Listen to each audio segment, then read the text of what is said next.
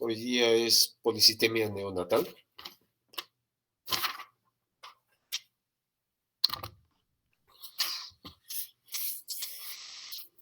La policitemia afecta aproximadamente a 1 al 5% de todos los recién nacidos, dependiendo de los factores de riesgos, del tipo de población que haya en una región, ¿no?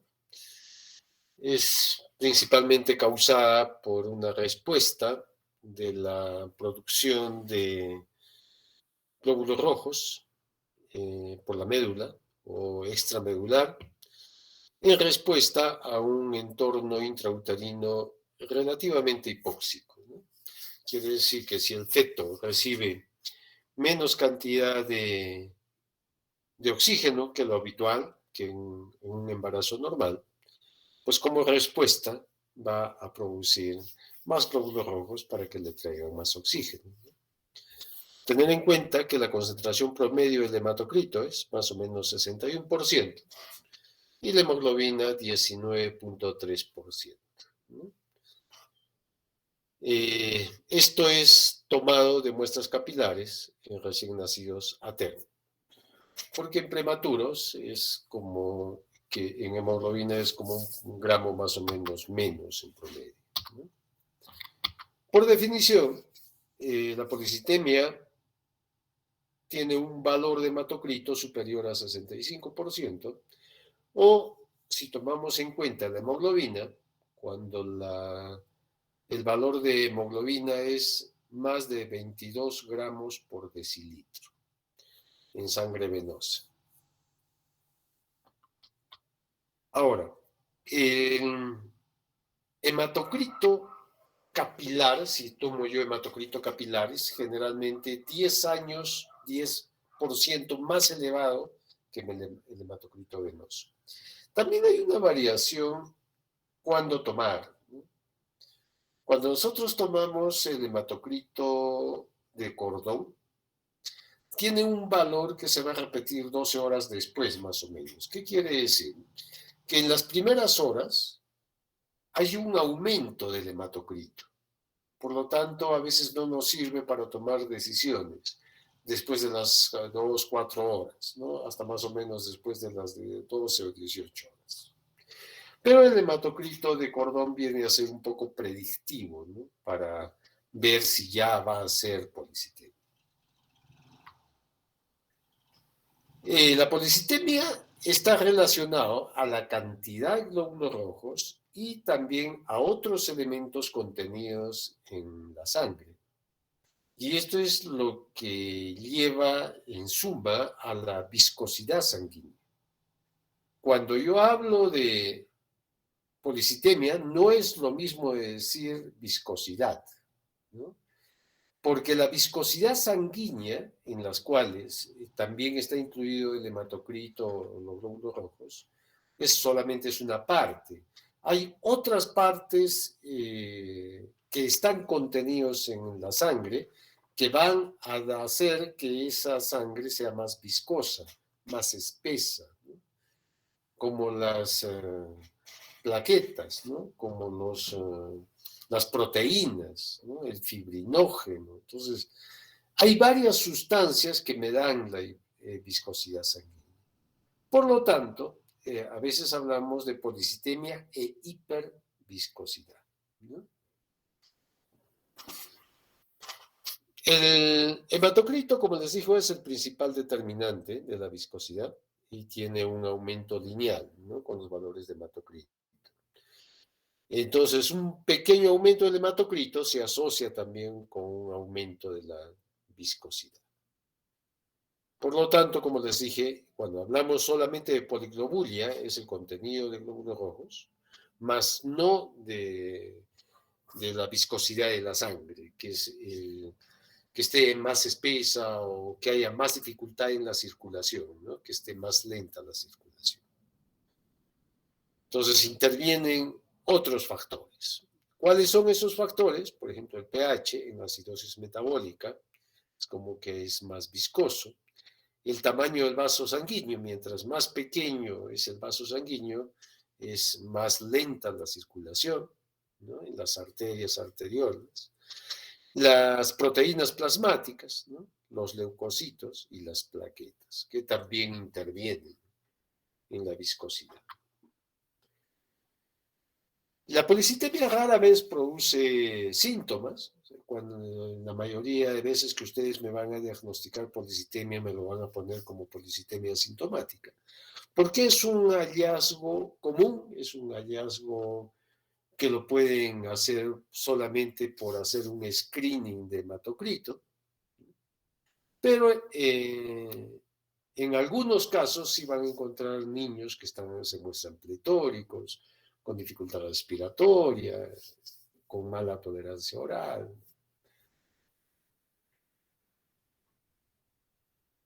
El pico del hematocrito, entonces, como les dije, el hematocrito de cordón es 1 y va a comenzar a aumentar, ¿no? A las 2 horas de vida, por ejemplo.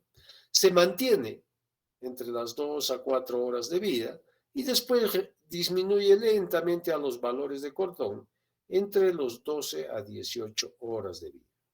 O sea, un hematocrito tomado entre las 2 a 12 horas, pues no nos sirve de mucho, ¿no? Entonces, después de las 12 horas, pues ya podemos decir que es su hematocrito más o menos que tuvo de cordón. La incidencia va más o menos de 0,42 a 5% de todos los recién nacidos. Ocurren en el 1 al 2% de recién nacidos sanos y hasta en el 5% de los bebés nacidos a gran altura, como en nuestra región, por ejemplo, en relación al nivel del mar. La incidencia puede ser 20% cuando se tamiza a las 2 horas de vida y puede bajar al 2% en tamizaje después de las 12 a 18 horas. Entonces, sería un sobrediagnóstico si yo les doy un valor por encima de 65 de hematocrito cuando el niño está, por ejemplo, a las 8 o 10 horas, ¿no?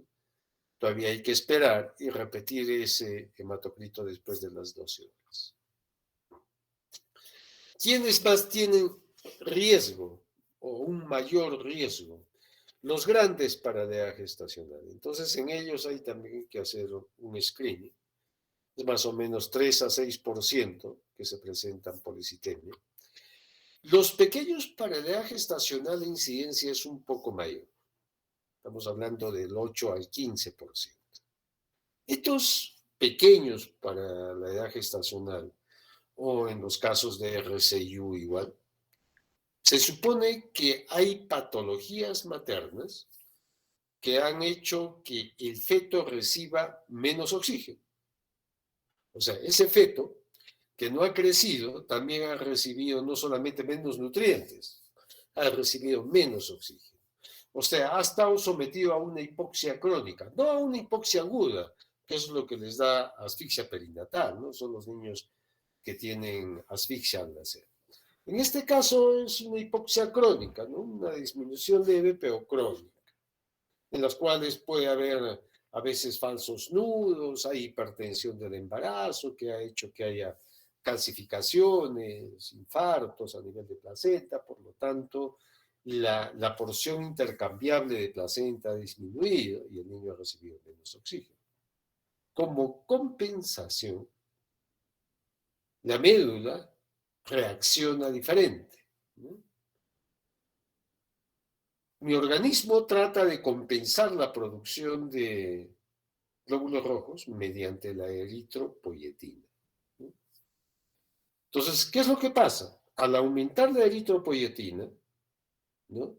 Se producen más glóbulos rojos, con la idea del organismo dice, voy a producir más glóbulos rojos para que me traigan más oxígeno. Por eso también los que vivimos acá en Cusco, pues tenemos más hematocrito en promedio que los que viven en la costa, por ejemplo, ¿no? Porque nosotros nos hemos adaptado a la altura. Entonces tenemos más cantidad de glóbulos rojos para tener más o menos la misma oxigenación. Es igual los RCIUs, ellos producen más eritropoyetina y por lo tanto producen más glóbulos rojos. Y nacen con más cantidad que los que no han tenido ese problema.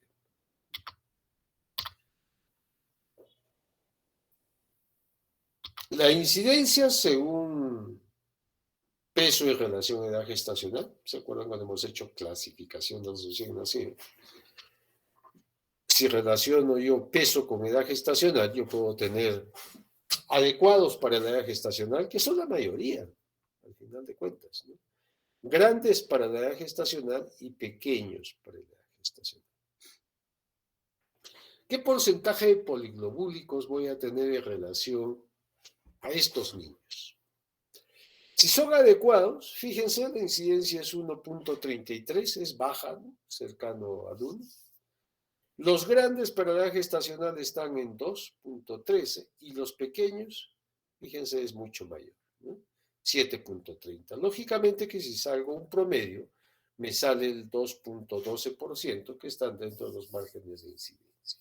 Pero nosotros podemos hacer un enfoque de riesgo de acuerdo a esta tabla.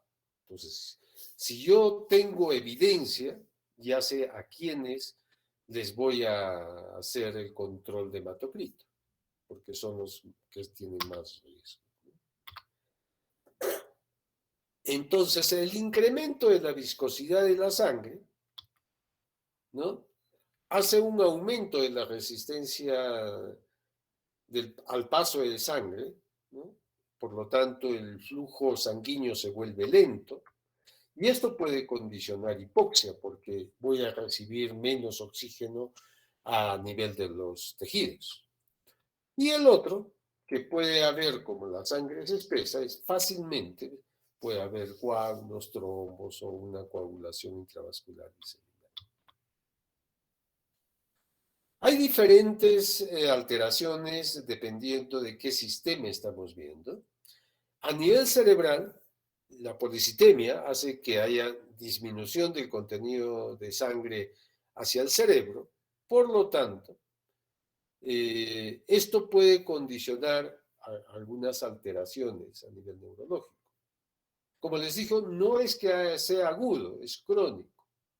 No es que haya una asfixia aguda severa por una hipoxia aguda, sino que se produce una disminución también de la cantidad de glucógeno que hay a nivel de cerebro. Y eso puede condicionarse como coadyuvante al daño neurológico de estos niños, ¿no? ¿Por qué? Porque al haber más glóbulos rojos, hay mayor consumo de glucosa, ¿no? Y el cerebro no es como el resto del cuerpo, hay una barrera hematoencefálica. Entonces el cerebro pues no tiene las reservas de glucógeno adecuadas, entonces primero en las cuales se va a consumir rápidamente la glucosa, ¿no?, por la gran masa de eritrocitos. A nivel cardiovascular, si hay aumento de la viscosidad sanguínea y un enlentecimiento de la circulación, va a haber una resistencia a nivel de los vasos pulmonares, ¿no? Va a aumentar el tiempo de eyección del ventrículo derecho y va a haber una disminución del flujo sanguíneo pulmonar. Esto es lo que condiciona distrés respiratorios en estos niños. Si se acuerdan, cuando hemos hablado de síndrome de distrés respiratorio, entre otras causas, aparte del respiratorio y cardiovascular, estaba la policitemia. Y el distrés respiratorio, básicamente, es por esto, ¿no?, una disminución del flujo sanguíneo a nivel pulmonar. Disminuye también el gasto cardíaco, ¿no? Disminuye, hay alteración en la entrega y consumo de oxígeno a nivel cardíaco. Y también ustedes van a ver la plétora, ¿no? La plétora es básicamente ese aumento de la coloración de la piel y que puede condicionar incluso cianosis periférica, ¿no? Pletórico, ¿no?, que esté muy colorado, casi moradito. A nivel gastrointestinal también va a haber una disminución de la circulación a nivel mesentérico lo que puede condicionar un mayor consumo de oxígeno. Hay elevación de bilirrubina, hay menor actividad de lipasa en el intestino, ¿no? En caso de niños de este tipo que son tratados con exsanguíneos transfusiones, aumenta la incidencia de enterocolitis necrotizante, ¿no? Versus los no tratados. O sea, si bien es cierto, yo tengo un niño que tengo que hacerle un exsanguíneo transfusión, ya sea por policitemia, porque hay hemodiluciones que hacemos, o por una ictericia, por ejemplo, si no le hago el exsanguíneo, pues el riesgo de enterocolitis es mucho menor a que si le hago el exsanguíneo. Entonces, hay que valorar el costo-beneficio de este procedimiento. A nivel renal, también va a haber una disminución del flujo renal, disminución del volumen de filtración y de excreción de sodio, potasio. En caso de volumen sanguíneo normal, ¿no? Y que haya un pinzamiento tardío de cordón, la filtración glomerular y el volumen urinario son normales. Se ha descrito trastornos de coagulación y trombosis de vena renal, y muchas veces hasta para taponamiento renal, ¿no? A nivel metabólico, lo más clásico, más o menos 40% de todos los policitémicos presentan hipoglicemia asintomática. Y esto es básicamente, como les dije, por el consumo de glucosa, por el aumento de la masa eritrocitaria.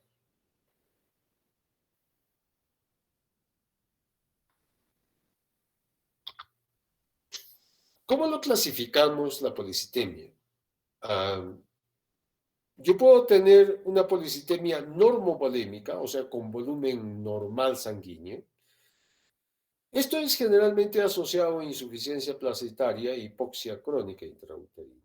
Estos son los casos en los cuales hay patología placentaria, ¿no? Como en el caso de hipertensión del embarazo, como en el caso de envejecimiento o senescencia placentaria, o un hijo de madre diabética, por ejemplo, en las cuales hay alteraciones también de la placenta.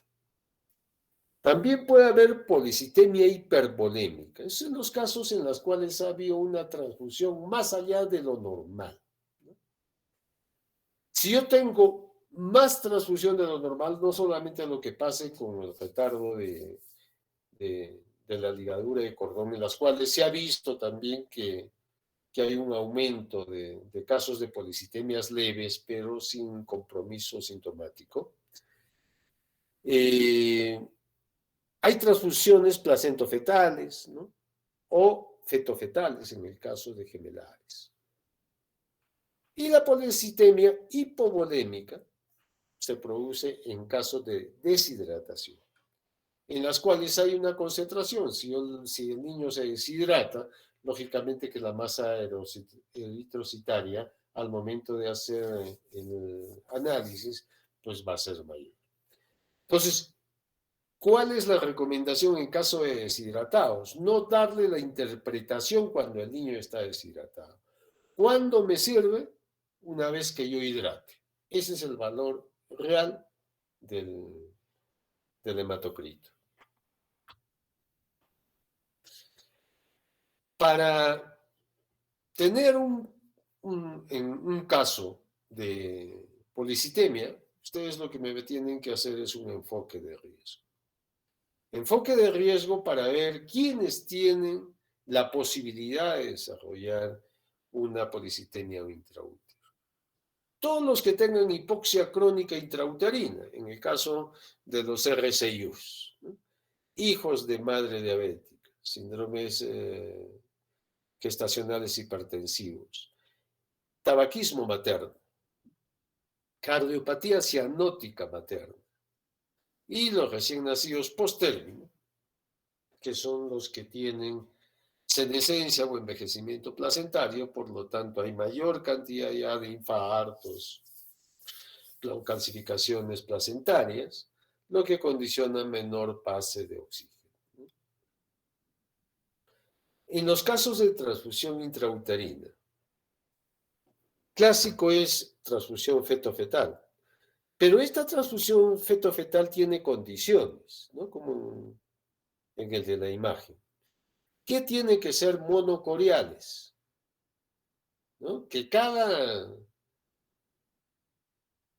niño tenga una sola placenta, ¿no? Por lo tanto, de la misma placenta salen los dos cordones. Entonces, ahí puede haber la transfusión feto-fetal. Pero, si son bicoriales, quiere decir que cada niño pues tiene su propia placenta, pues no tiene nada que ver, ¿no es cierto? Esta es una foto mía, o sea, la saqué hace algunos años. Son unos gemelitos que nacieron en el hospital.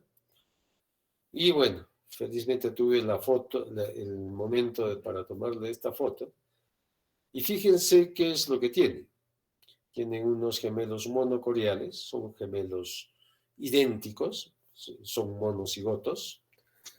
Y uno tiene pálido y el otro tiene pletórico. Dos características como signos de alarma, por color, palidez y plétora. Palidez asociada a qué? A anemia. Este sería el gemelo donador, ¿no? Y la plétora, ¿no? En las cuales está policitémico. Este es el gemelo receptor, ¿no? Entonces ahí tenemos los dos problemas. Y el otro es transfusión materno-fetal, que haya una transfusión a través de la placenta más allá de la cuenta. ¿Se ve en qué casos? En partos domiciliarios, por ejemplo, o en trayecto, ¿no? En las cuales llegan al hospital pues después de 15, 30 minutos y todavía unido al cordón. Entonces, en ese caso había una transfusión más allá de lo permitido, ¿no? Al momento de nacer, también causas de pinzamiento tardío de cordón. Por eso le decía cuando, ahora que está de moda el hacer pinzamiento tardío de cordón, si me demoro mucho, pues puede condicionar también una policitemia, ¿no? El estruje de cordón. Hay a veces la costumbre de todo el cordón tratarlo de estrujar o ordeñar hacia el bebé. También es una causa de policitemia. O poner al niño por debajo del nivel de la madre. Entonces, por gravedad, pues hay un mayor paso de sangre, ¿no? Esto es en el caso de cuando hacemos retardo de pinzamiento de cordón, ¿no? ¿Qué porcentaje más o menos de volumen puede pasar, ¿no?, entre los diferentes casos? Más o menos, cuando yo retardo la ligadura del cordón, pueden pasar unos 30 mililitros por kilo más de la cantidad de sangre. Entonces, estamos hablando más o menos de unos 80 o 90 mililitros, ¿sí? Y acá más o menos nos sale. Fíjense cuánto pasaría una vez de que nace, de acuerdo al tiempo en las cuales se demora. Con 3 minutos está cerca a los 90 mililitros de sangre. Con 1 minuto, que es lo mínimo que se recomienda para un retardo de cordón al momento del parto, tenemos 80 más o menos, ¿no? Más o menos igual a los 45. Entonces, por eso se dice entre el minuto, ¿no? En promedio hay que retardar 1 minuto, porque esa es la cantidad de sangre adicional que va a pasar.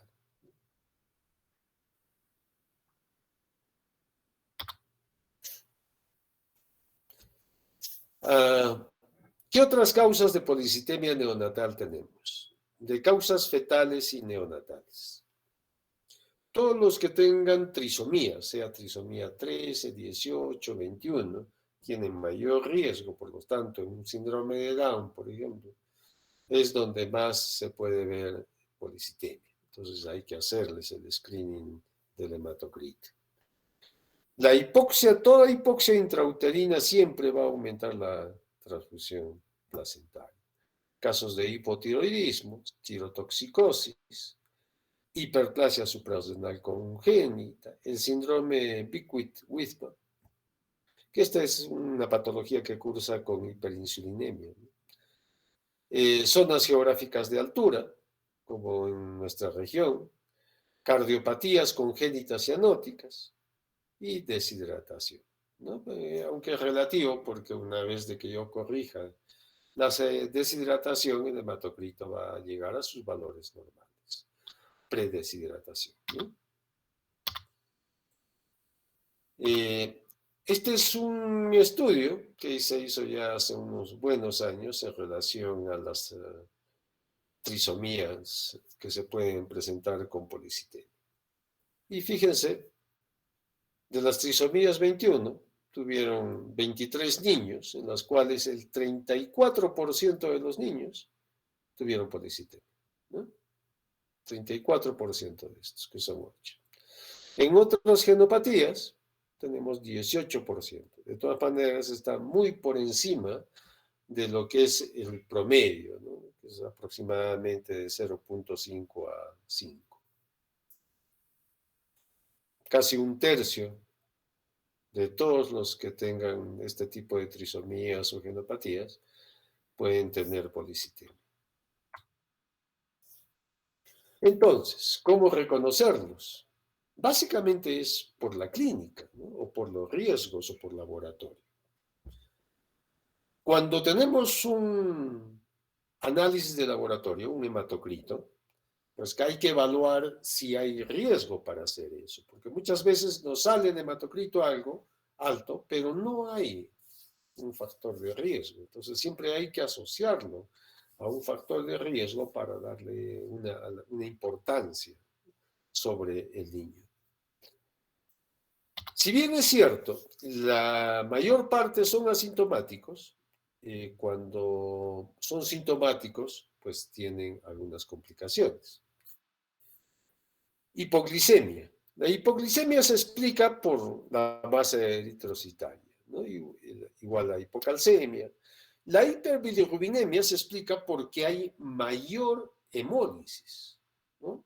Entonces, el tiempo de vida media, sabemos, de los glóbulos rojos es menor que en un niño mayor o adulto, pero como hay mayor masa eritrocitaria, también hay mayor hemólisis, mayor muerte de glóbulos rojos, ¿no?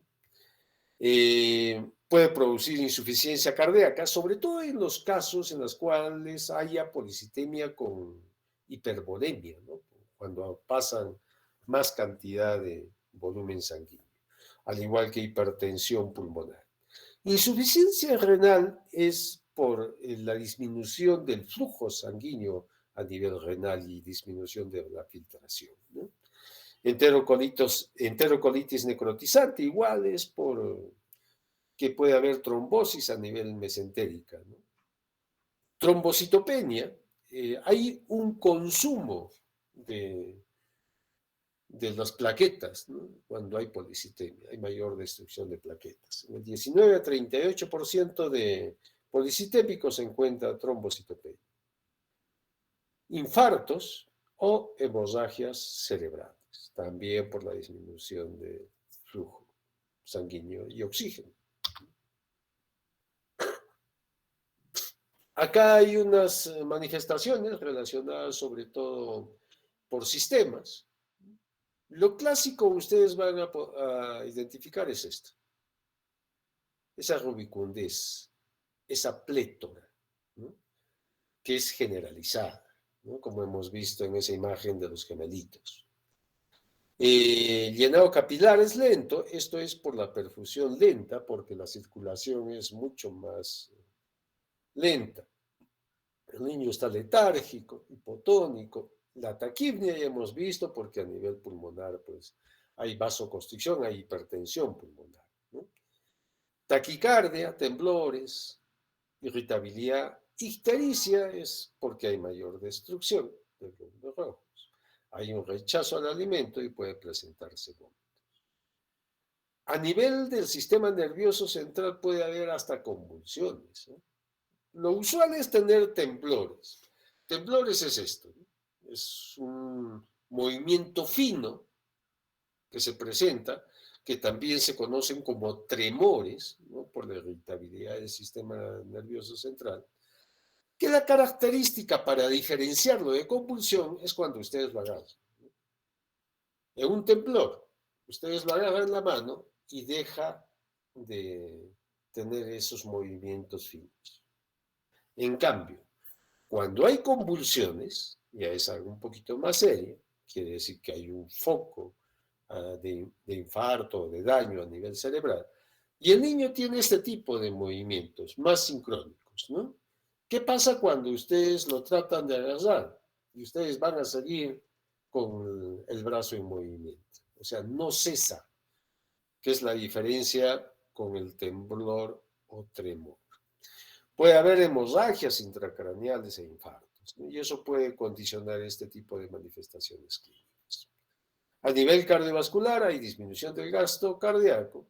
La dificultad respiratoria, hemos visto, es por la hipertensión pulmonar, por la disminución del flujo a nivel pulmonar, flujo sanguíneo, ¿no? A nivel gastrointestinal hay elevación de los ácidos biliares, por lo tanto va a haber también disminución de la función a nivel hepático, disminución de la secreción de lipasa, triptasa en el duodeno, va a haber rechazo al alimento y puede haber enterocolitis necrotizante. A nivel renal puede haber una insuficiencia renal o disminución de la producción de orina y la excreción de sodio y potasio, ¿no? A nivel metabólico, hipoglicemia, hipocalcemia. A nivel hematológico, la trombocitopenia, ¿no? Generalmente asociada al consumo de plaquetas por la coagulación intravascular diseminada que puede haber, ¿no? Y también contribuye la lisis o la hemólisis eritrocitaria a la ictericia.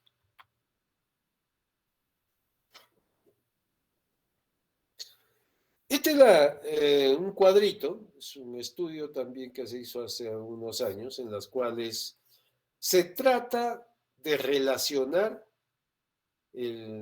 los niños policitémicos en relación a si es sintomático o asintomático, y dependiendo del grado de policitemia, ¿no? Por ejemplo, síntomas del sistema nervioso central. Fíjense, con hematocrito de 65 a 69, encontraron más o menos unos 16 de 142 con signología. En hematocrito mayor o igual a 70, de 309 encontraron igual 16, o sea, tuvieron 32 niños con manifestaciones clínicas. Eso nos daría casi un 20% de todas las manifestaciones clínicas, que son manifestaciones del nivel del sistema nervioso central. Donde más se ve el problema es a nivel metabólico, en las cuales 58 de 142 o 44 de más de 70, pues presentaron manifestaciones clínicas, ¿no? 102 del total de los sintomáticos, dando el problema metabólico, que es el principal motivo para denominarlo sintomático a un niño. 64% de todos los síntomas son metabólicos, ¿no? Por dosaje de glucosa o calcio. Por lo tanto, ustedes a todos los policitémicos tenemos que hacerle un seguimiento de glucosa y calcio. A nivel cardiovascular es el siguiente. Tenemos 4 con policitemia leve y los de moderada severa 10, ¿no? Dando un 6.8. Y el otro es la rubicundez, que es 6.9 de todos los sintomáticos. Ahí básicamente son los sintomáticos en policitemia.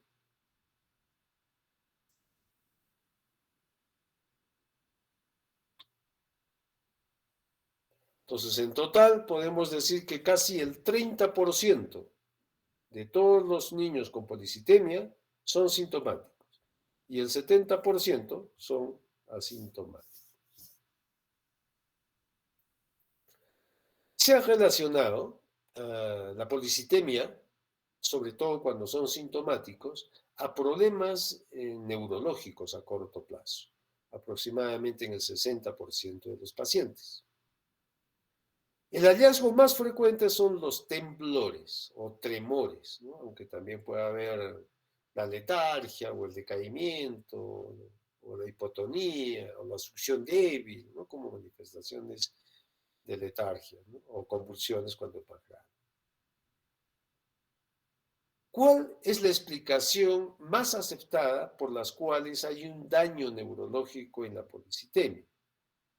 Lo más aceptado es que el daño neurológico a largo plazo se deba a una disminución de la glucosa, ¿no? A nivel cerebral. Y este debe ser el problema.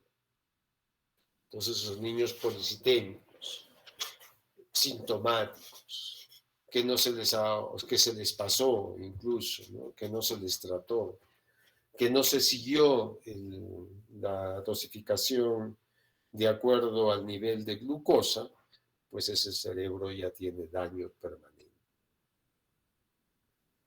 Por eso es tan importante la historia perinatal, ¿no? A veces cuando estamos en consulta, muchos de los papás vienen a la consulta con sus niños ya en edad escolar, ¿no? O preescolar, en jardín, con una serie de pedidos para mejorar el razonamiento matemático, de lectura, de comprensión o de concentración que pueda tener ese niño, ¿no? Y nos piden que si hay algo que podamos hacer para mejorar eso. Y realmente lo que tenemos que entender nosotros es de que el cerebro pues termina su desarrollo entre los 2 a los 3 años. Todo daño que haya sido producido desde el momento perinatal o posteriormente en el periodo de lactancia menor o mayor hasta los 2 años, pues condiciona daños ya de tipo neurológico, ¿no? Y no podemos hacer nada, ¿no? No es que una vitamina les vaya a mejorar su rendimiento escolar. Entonces es muy importante que hagamos una buena anamnesis, ¿no? Desde el momento de la gestación. ¿Qué problemas tuvo? Si nació prematuro, porque los problemas de tipo cognitivo, pues tienen diferentes orígenes. Acá esto es uno, que es la policitemia. Pero por ahí puede haber sido una asfixia, pero por ahí pudo haber sido una prematurez que tuvo una serie de complicaciones como sepsis, como hemorragias perintraventriculares, ¿no? Como hipoglicemias en las cuales no se dieron cuenta también. Entonces, averigüemos, ¿no? Sería importante que los profesores también tengan este razonamiento para que puedan diferenciar y hacer una educación más personalizada en sus alumnos, ¿no? Dependiendo de que no todos los alumnos tienen las mismas capacidades, ¿no? Unos son más hábiles que otros y eso siempre se nota, ¿no? E incluso en la universidad, ¿no es cierto? También se nota en los alumnos universitarios. Pues unos son más hábiles que otros, unos son más rápidos que otros mentalmente, ¿no? Y no sabemos pues, en qué condiciones traemos y qué parte del desarrollo cerebral, pues tenemos ahí algunos déficits de tipo de habilidades, ¿no? El diagnóstico en todo paciente con riesgo, ¿no? Lo vamos a hacer por un screening en todos esos niños que nosotros sospechemos que pueda tener policitemia, sea por riesgo o sea por clínica, ¿no? Tenemos que pedirle su hemograma, hematocrito, ¿no? Y si el hematocrito es mayor a 65%, que es la definición de policitemia, con una muestra venosa periférica, lo tenemos que repetir, dependiendo de la edad que tenga el niño. Si ya está confirmado el diagnóstico de policitemia, lo que tenemos que hacer es qué problemas podemos tener en la glicemia, en el calcio, ¿no? En las bilirrubinas, ¿no? En la ictericia, que no suba mucho. Si es que es necesario hacer fototerapia, pues lo vamos a hacer. Y viene el tratamiento, cómo vamos a manejarlo eso. Si yo tengo que el 70% más o menos pueden ser asintomáticos, eh, pues solamente los debo observar, ¿no? Y tratar de ver seriadamente los controles de hematocrito. Y sobre todo asegurar un volumen, ¿no? Porque si yo le aseguro un volumen, ese niño no se va a bajar mucho de peso, porque si se baja de peso y esto va a ahondar la deshidratación, pues va a aumentar más aún la policitemia, por lo tanto la circulación va a ser mucho más lenta. Entonces, si es un niño en las cuales es sintomático, ¿no? Lo pondríamos mejor en reposo para hidratarlo. Si es sintomático, el reposo gástrico, unas 24 a 48 horas, ¿no? Y si tiene factores de riesgo, con mayor razón. En los demás los observamos nomás con su mamá, ¿no? En algunos niños vamos a hacer una exsanguíneo transfusión. Le decimos exsanguíneo transfusión parcial o eritroferesis, ¿no? El exsanguíneo transfusión parcial o eritroferesis es un recambio de sangre, pero no con sangre, sino con cloruro de sodio, o sea, con suero fisiológico. La idea es sacar un volumen que se calcula mediante una fórmula que vamos a ver posteriormente. Se calcula qué volumen yo le puedo sacar para bajar ese valor a, a valor promedio normal, digamos. Cuando hacemos una exsanguíneo transfusión no es necesario dejar el reposo gástrico o con fleboclisis, ¿no? A no ser que sea el riesgo de que tenga otro tipo de problemas, como una insuficiencia renal, como una enterocolitis, ¿no? Otro tipo de problemas. Lo más importante es tratar de asegurar un volumen adecuado para que mantener una circulación a nivel intravascular, ¿no? Y si hay complicaciones como hipoglicemia, hipocalcemia, ictericia, acidosis, pues afrontemos esto en forma individual, ¿no? Si hipoglicemia, ya vamos a tratar de hipoglicemia. Estos son los escenarios en los cuales se recomienda, de acuerdo a UpToDate, para neonatos asintomáticos con hematocrito más de 65%. Ojo, asintomáticos. Y ahí lo vamos a dividir en dos. Los niños asintomáticos con hematocritos de 65 a 70 y los niños asintomáticos con hematocritos más del 70%. Para los niños que están entre 65 a 70, asegurar una ingesta adecuada, una buena hidratación, siempre hacer control del peso y del flujo urinario. Repetir el hematocrito a las 12-24 horas. Si persiste alto, verificar el calcio y la glicemia. No hay beneficio de que yo haga una exsanguíneo transfusión o una hemodilución en estos niños, ¿no? Con hematocritos entre 65 y 70 que estén asintomáticos. Lo más importante es monitorizar la glicemia, ¿no? Y observar la aparición de signos clínicos, porque si ya se vuelve sintomático, vamos a ver que la conducta que vamos a tener ya es un poco diferente. Para los asintomáticos con hematocrito más del 70%, podemos observarlo y hidratarlo. No estoy hablando igual de exsanguíneo transfusión, solamente de hidratación. Por ejemplo, que tenga 70, 75. ¿Qué me aseguro con hidratación? Darle el volumen, ¿no? El volumen puede ser para hidratar o para hemodiluir en este tipo de niños que tienen un hematocrito más de 70, darle un volumen de más o menos 100 mililitros por kilo. Con eso voy a hacer que el volumen intramuscular sea más fluido. En caso de hematocrito más del 75%, que pocas veces he visto, pero en el caso de hematocrito 75% más y que siga asintomático, ahí hay que hidratar y podríamos considerar un exsanguíneo transfusión parcial, o sea, una hemodilución. Monitorizamos la glicemia, ver la evolución de la ictericia, si necesitamos fototerapia, ¿no?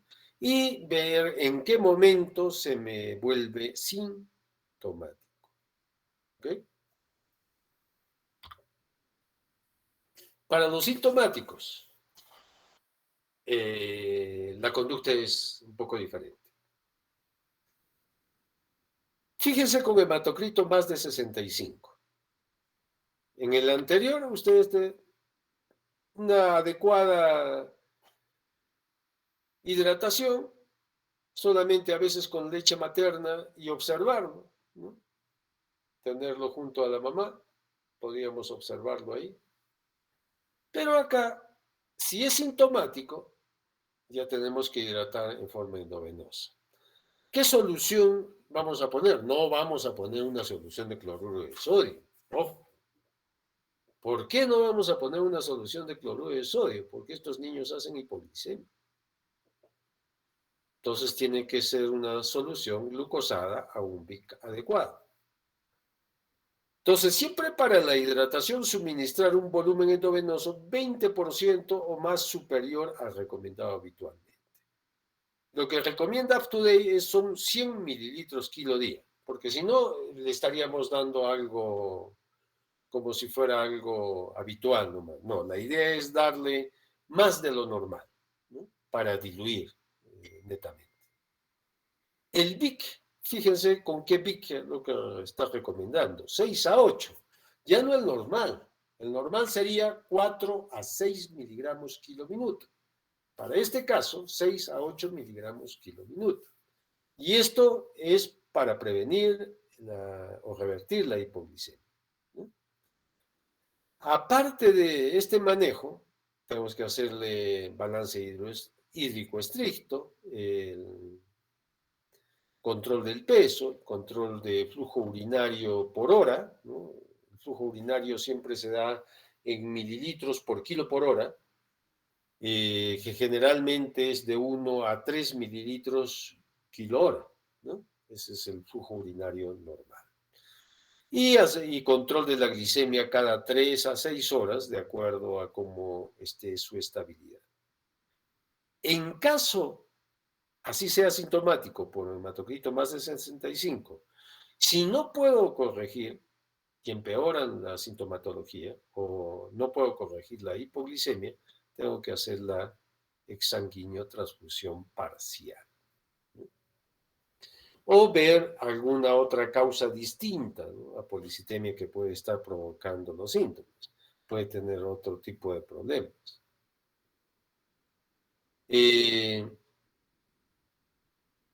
Otros consideran realizar una exsanguíneo transfusión a las 4 horas de vida, por ejemplo, pero para mí es muy precoz, ¿no? Generalmente es después de las 12 horas de vida donde vamos a tener que tomar alguna decisión.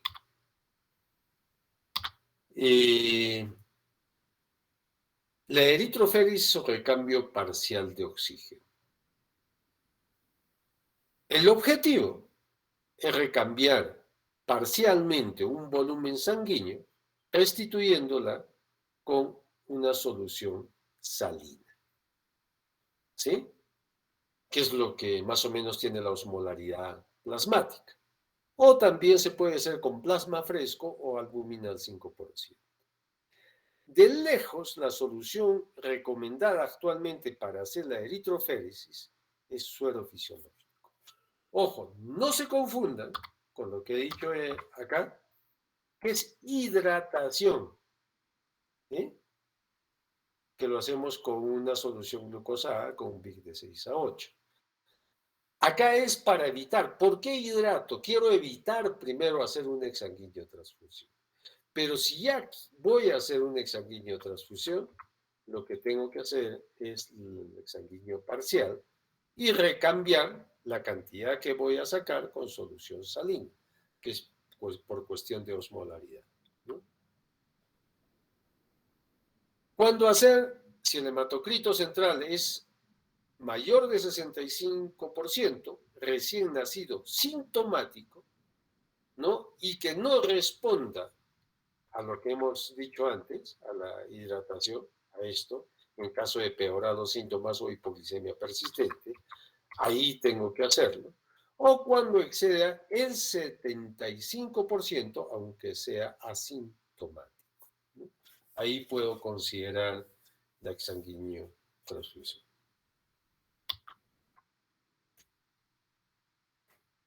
¿Qué solución usar?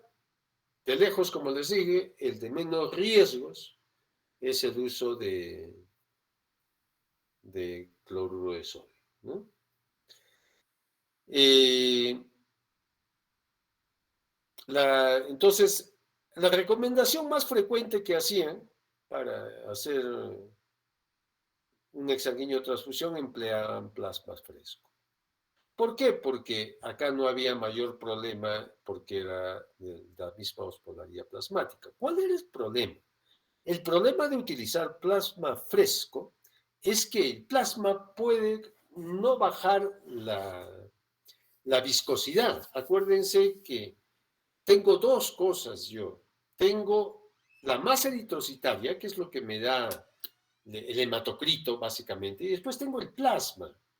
Pero si el plasma también me va a contribuir a la hiperviscosidad, como que ahí hay algo que no me va a bajar bien. La otra es que es difícil conseguir, ¿no? Y la otra es de que tiene que estar de un banco de sangre. Y siempre hay el riesgo de que haya transmisiones de algunas enfermedades por transfusiones, al igual que transfundir sangre. Entonces utilizaban pues plasma de adulto y eso desde la primera descripción que se usó desde 1959. Después los estudios que se han hecho posteriormente no muestran diferencias significativas en la disminución de la viscosidad y hematocrito entre coloides y cristaloides, ¿no? Y esto ha hecho recomendar el suero fisiológico por su menor costo, sin riesgo de infecciones e igual efectividad. Entonces, eso es lo que utilizamos actualmente. Para calcular el volumen a recambiar, esta es la fórmula de Oski. Es una fórmula para más o menos calcular aproximadamente. ¿Cuál es el volumen de acuerdo a la fórmula que voy a recambiar y que voy a sacar de sangre y que voy a poner de cloruro? Y se hace mediante esta fórmula, ¿no? Volumen sanguíneo. ¿Cómo llego al volumen sanguíneo? Primero, mediante esta formulita, de acuerdo al normograma de Rowley, de acuerdo al peso al nacer. Los menores de 2.000 gramos hay que calcularles un volumen sanguíneo de 100 cc por kilo. A los niños que están entre 2 a 2.500, calcularles 95 centímetros cúbicos por kilo o mililitros. A los de 2.500 a 3.500, 85 mililitros o centímetros cúbicos por kilo. Y a los de mayores de 3.500, 80 centímetros o mililitros por kilo de peso. Ese sería su volumen total, ¿no?, de sangre intravascular. Por ejemplo, si yo tengo un niño, a ver, que sea de 1800, que sea un RCU de 39 semanas, por 100 su volumen sanguíneo sería 180 mililitros. Pongamos que este niño, que es un RCI, un retardo de crecimiento intrauterino severo, ¿no?, que tiene un hematocrito de 73, hipoglicémico, pletórico, con distrés respiratorio, ¿no?, nauseoso, o sea, lo vamos a considerar que es sintomático, ¿sí? 39 semanas, 1800, volumen total 1.8 kilos por 100 sería 180 mililitros. Entonces, sácanme el volumen a recambiar para este niño. A ver, ¿me ayuda? 73, ¿no? Hematocrito observado. ¿Volumen sanguíneo cuánto es? 180. Hematocrito real o observado, 73. Menos 55. ¿Por qué 55? Que equivale al hematocrito promedio, ¿no?, al que yo considero que debe tener ese niño. 55 hematocrito. Consideremos, 65 a más es policitemia, 40 a menos es anemia, ¿eh? Así que por ahí tengo ese 55 que es lo que consideramos que debe tener en promedio un niño. Algunos autores recomiendan bajarle solamente a 60, ¿no?, para que el niño posteriormente no me haga mucha anemia. Pero cuando hemos calculado a 60 hemos visto que no ha bajado mucho el hematocrito, sobre todo cuando son muy altos. A ver, entonces háganme la fórmula y me lo dicen a voz alzada, por favor, quien lo haya encontrado. Entonces era volumen sanguíneo, ¿cuánto le hemos sacado? 180 mililitros, por la diferencia entre 73 menos 55 sobre el 73, que es lo que tiene, ¿no? ¿Cuánto sale? 44.4. Muy bien. ¿Qué significa ese 44? Que esa es la cantidad de sangre que yo le tengo que recambiar con cloruro de sodio. Y después, pasando otras 12 horas que le tome su control, después de 12 horas de ese recambio, le haré el control de hematocrito y yo espero que esté más o menos acá, ¿no?, que haya bajado alrededor de 55% de hematocrito. Ahora, esos 55 yo no le voy a sacar a los 55 de una, si no entraría en shock, ¿no? ¿Cuándo entraría en shock este niño? ¿Qué creen? De 1800. Si le sacan el 10% de su volumen sanguíneo. Si este niño tiene 180 mililitros, perdón, 180 mililitros su volumen sanguíneo, ¿cuál es el 10%? 18 mililitros. Si ustedes le sacaran más de 18 mililitros, este niño entra en shock. ¿Sí? Menos pues le van a sacar los 44 de una, ¿no? Entonces, me van a calcular más o menos entre 5 a 15 mililitros por vez, dependiendo del peso. Entonces, un promedio para un niño de esta edad es 10 mililitros. Entonces, ustedes cateterizan vena umbilical con un catéter venoso umbilical, lo fijan, como cateterizar cuando hemos visto en reanimación. Y lo primero que sacan es sangre. Sacan 10 mililitros y eso está conectado a una llave de triple vía, de tal manera que no tienen que estar sacando, poniendo, sino solamente ruedan la llave de triple vía, sacan, eliminan, jalan cloruro de sodio, que está colgado ahí, y está conectado también a la llave de triple vía, a otra de las vías, jalan cloruro de sodio y se lo ponen. Entonces son alicuotas, ¿no? Saco 10 mililitros de sangre y pongo 10 mililitros de suero fisiológico. Igual, otra vez, saco 10 mililitros de sangre y otra vez pongo 10 mililitros de suero fisiológico. Este recambio más o menos dura unos 2 minutos por vez.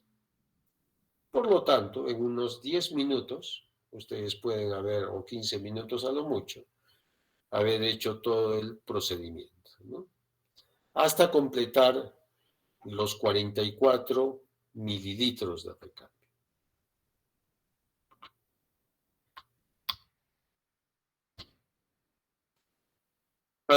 ¿Cuántas veces se deben hacer? Generalmente es una sola vez, pero hay casos en los cuales se ha hecho más, ¿no?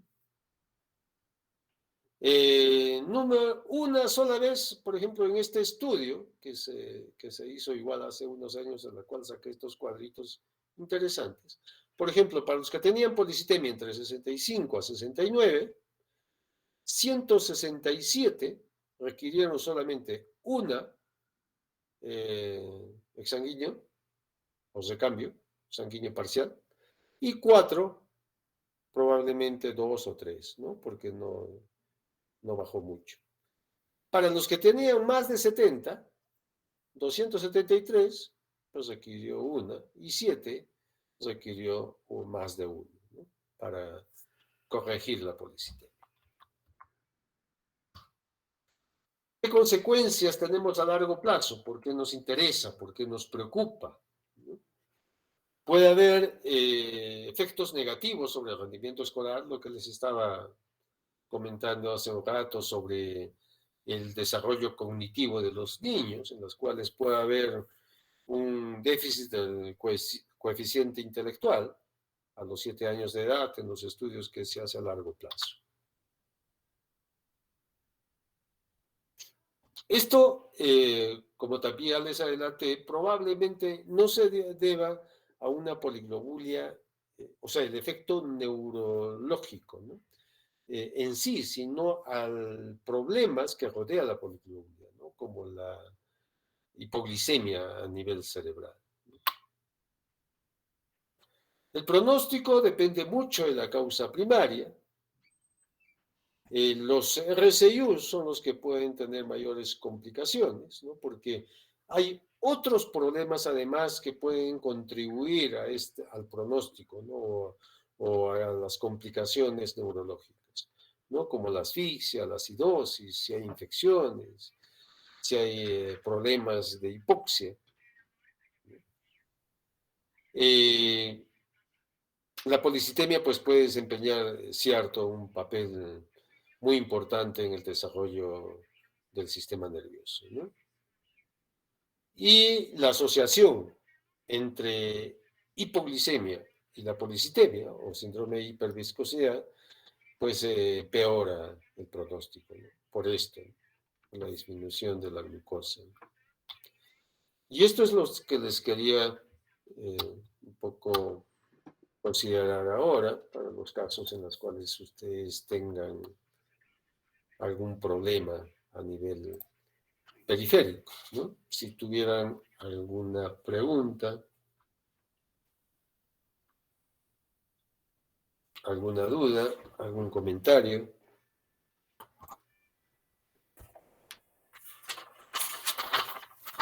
Doctor, buenas tardes. Una consulta. ¿Hay manera de saber la viscosidad sanguínea en estos bebés?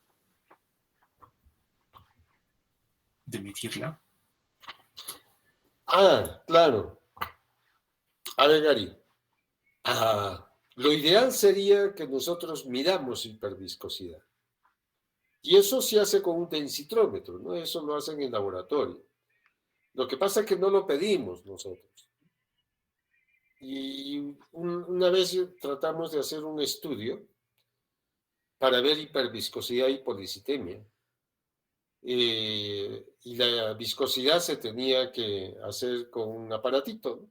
Que era como medir la densidad, ¿no? de toda la sangre. Y nos pusieron una serie de trampas en laboratorio, ¿no? No, que eso necesita otro tipo de tratamiento, que necesita otro aparato. Entonces, había un problema ahí. Pero sí, hay densitómetros que miden la densidad de la sangre, ¿no? Sí hay. Sino que no se manejan en todos los hospitales, ¿no? Suficiente con el hematocrito, dice. Pero no es igual. Hiperviscosidad a policitemia sólida.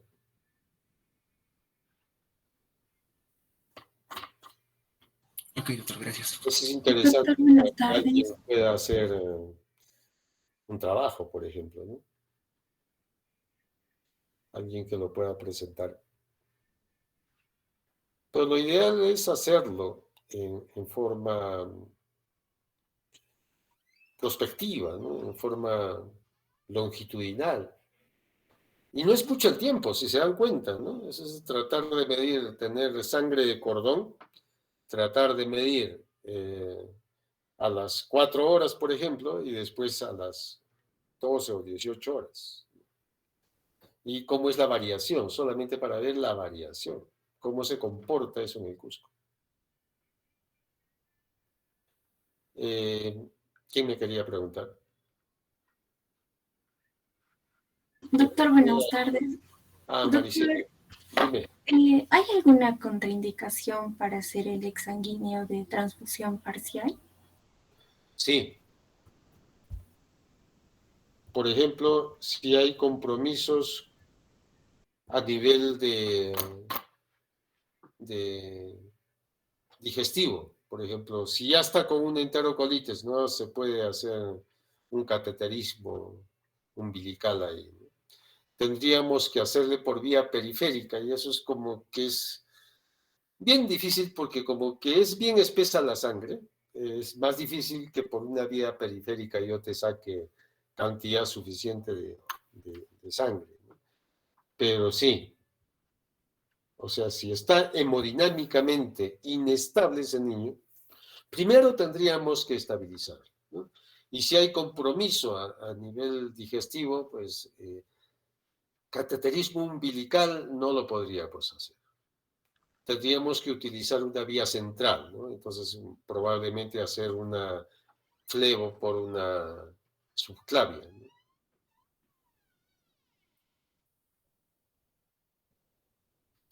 ¿Alguna otra pregunta? Gracias, doctor.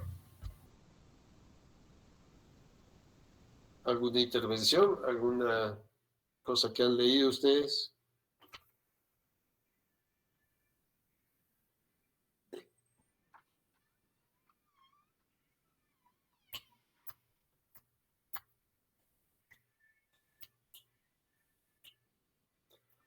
Muy bien, si no hay otra pregunta, nos despedimos, chicos. Les invito, de verdad, el jueves vamos a hacer uno de los temas más importantes de este capítulo. Así que, por favor, todos, léanme hipoglicemia de UpToDate, ¿sí? Es uno de los temas más importantes para este capítulo. Ok, si no hay algún otro pedido, muy bien, chicos, eso es todo. Muchas gracias, doctor. Buenas tardes. Gracias, doctor. Gracias, doctor. Buenas Buenas tardes con todos. Gracias, doctor.